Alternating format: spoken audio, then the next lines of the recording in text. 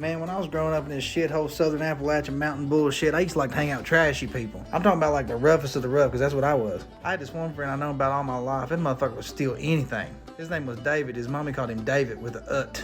And him and his cousin Daniel would get all fucked up. They'd ride around and take all kinds of shit. We'd be over at his house and shit. And I'd be like, damn, that's a nice ass TV, David. Where'd you get that motherfucker? He'd say, shit, stole it. He talk like that. He'll talk. He's that motherfucker gets strung out and you're still his friend, so he just shows up randomly, been up for 3 or 4 days, and he's looking around your yard telling you what all the shit in your yard is. Well, man, you know what you can get out of that? Yeah, that motherfucker. Pile of wood, old shitty ass farm. Man, you know what that's worth? Scavenger. They get all mowed up and go ride back roads, look for old trailers and shit to rob. They'd only steal the carpet and the shitters. He had like 3 homemade pallets full of old shitters stacked up in the yard. I don't know what the fuck he thought he was gonna do with them. He had some pot plants growing in a couple of them. That was pretty cool. That's like a southern thing. People like to grow flowers and shitters around here. I don't know what the fuck's up with that. But anyway, he had a bunch of family living with him that had been around since we were in elementary school. We were in like our 20s now, and I still didn't know who any of them were or why they were there. I'm pretty sure he called them by different names every time I came over there. But either way, you know, those kind of people.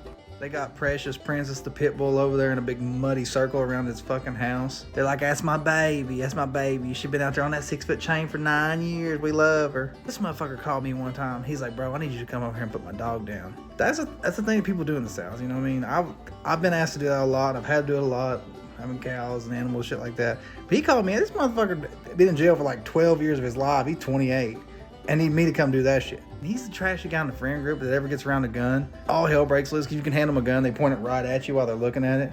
But they post all kinds of gang shit on Facebook. That's that guy. That's him. This motherfucker went to jail for stealing a homemade bouncy house from a trailer park or a Section 8 fucking birthday party.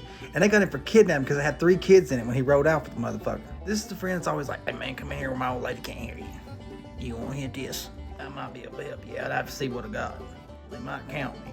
He has children with girls named Savannah, if that tells you anything. This dude's hard as woodpecker lips. And he needs me to come put his dog down? Hell no.